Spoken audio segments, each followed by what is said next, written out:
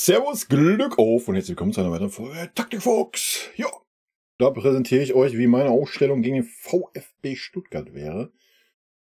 Ja, da gehen wir mal rein, ne? Also, Neuer und hoffentlich Kane, der ja, wie wir gehört haben in der Pressekonferenz, ein bisschen kränkelt. Natürlich absolut gesetzt. Also wenn Harry ausfallen sollte, weil er länger kränkelt, dann wird's düster. Sag ich euch, wie es ist. Ja, ansonsten bei mir, ich bleib dabei, würde ich Goretzka und Leimer ins Mittelfeld stellen. Auch gerade gegen den VfB ist es meines Erachtens nach super wichtig, dass wir im Mittelfeld dagegenhalten können. Ja.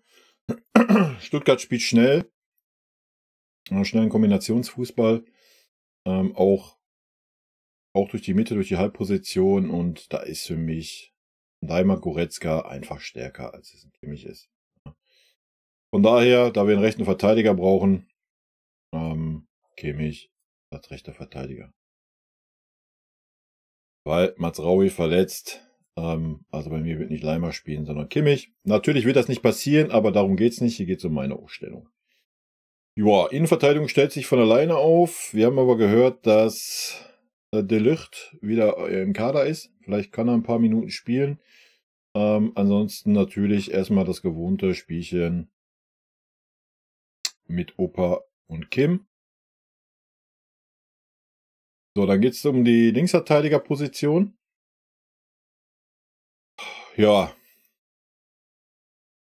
Also ich fand Davies jetzt nicht so schlecht, wie er wieder gemacht wurde gegen Manchester United.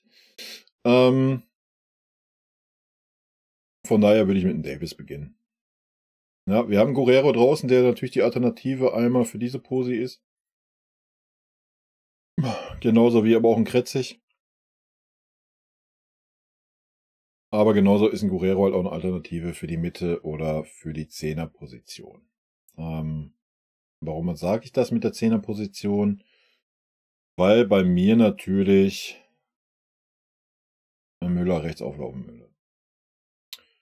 Musiala mittig,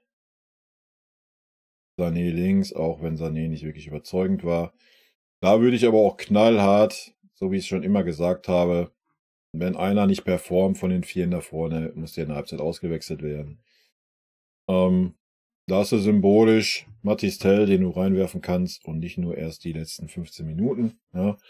Wenn da einer schwächelt, bam, Halbzeitpause, Alter. Das wäre aber auch die Ansage von mir als Coach, Jungs, gebt Gas. Wenn ihr nicht mehr könnt, ja, wir haben noch eine Alternative da. Soll nicht das große Problem sein, ja.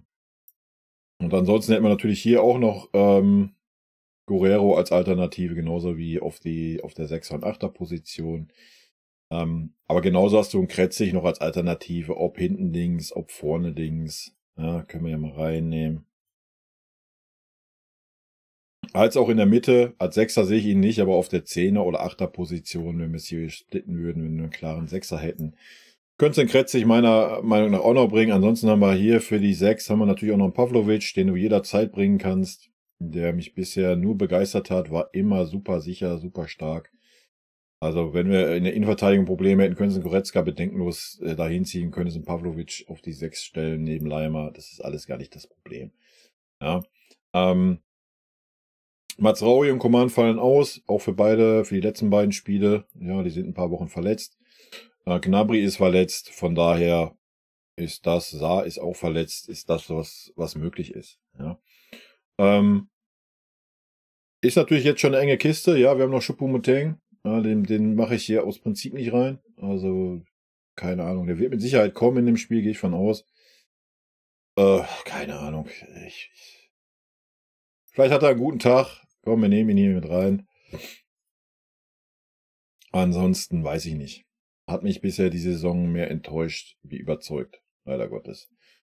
Ja, wie wir sehen, haben wir jetzt dann nicht so viele Möglichkeiten. Spielertechnisch, ja, wir haben Guerrero, Kretzig, Tell, Choupo, Pavlovic. Aber du kannst 4-mal wechseln. Das sind, glaube ich, 5 Spieler insgesamt. Also es sind genug Möglichkeiten da, meiner Meinung nach. Ohne dass man groß rumheulen muss. Das wäre meine Aufstellung. Ja, ich denke, das ist fast identisch mit der Tuchel-Aufstellung. Ich denke, Tuchel wird die ganze Chose so fahren. Es sei denn, er überrascht noch mit einem Guerrero auf einer dieser Posis. Aber ja, ansonsten vorne wird das wahrscheinlich so aussehen. Alles andere, also wenn Müller in diesem Spiel nicht spielt, dann ist vorbei. Ja, dann ist da, glaube ich, das Tischtuch endgültig zerschnitten. Also wenn nicht jetzt, wann dann, muss ein Müller spielen. Und wie gesagt, für mich Tell die erste Alternative, wenn irgendeiner da schwächelt, dann musst du halt auswechseln und gut ist. Ja. Ansonsten gibt es halt gerade nicht so viele Alternativen. Ich hätte Kimmich-Korsa natürlich schon längst durchgezogen. Ich hatte zwischenzeitlich Hoffnung, dass Kimmich es gerafft hat, der Sechserposition, wo er dann mal ein bisschen defensiver agiert hat und so weiter. Aber ihm fehlt auch gerade die Form, um dann diese Position ansatzweise so zu interpretieren, wie man eine Sechserposition spielen muss, defensiv. Ja. Wenn er in Topform wäre, glaube ich schon, dass er das kann. Ja, aber die Sechserposition, ja, die musst du halt auch dann spielen können, wenn du nur bei 80% bist. Und das kann Kimmich nicht. Ja. Also ist auch gar nichts gegen Josh.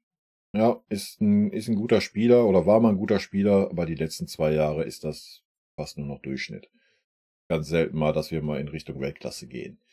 Und vielleicht einfach hätte man ihm da gut getan vor der Saison. Entweder wenn man diese Aussagen nicht getroffen hätte, die man getroffen hat als Trainer, oder wenn man diese Aussagen getroffen hat, dann darauf reagieren sollen und Kimmich nach hinten rechts stellen sollen. So, da hätten Kimmich gleich gewusst, wo er dran ist. Hättest du auf Leimer und Goretzka gesetzt, hättest du Pavlovic noch als Alternative gehabt. Und gut wäre gewesen. Ne? Guerrero hast du auch noch als Alternative. Das ist ja nicht so, als wenn du dann da keine Spieler auf diese Position gehabt hättest. Und im Notfall, wenn es ganz hart auf hart gekommen wäre, hätte dann Kimmich auch da nochmal bringen können. Aber so die Hauptpose hätte ich in Kimmich klar gemacht, ist rechter Verteidiger und fertig. Ja. Da hätte man sich eine Menge Diskussion auch in der Öffentlichkeit, eine Menge defensive Schwächen auch einfach geschenkt. Ja. Also für mich ist das schon ein riesengroßer Kritikpunkt, was ein Kimmich als Sechser spielt, gerade in dem Konstrukt Tuchel, wo das ein sehr, sehr wichtiger Spieler ist. Aber das nochmal am Rande. Das wäre meine Aufstellung, Leute. Kurz und schmerzlos. Ich bedanke mich fürs Zusehen. Haut mir gerne eure Aufstellung rein und dann freuen wir uns zusammen aufs Spiel hoffentlich und erleben hoffentlich ein gutes Spiel am Sonntag. Rot-weiße Grüße gehen raus, bleibt gesund, bis dann. Tschüssi.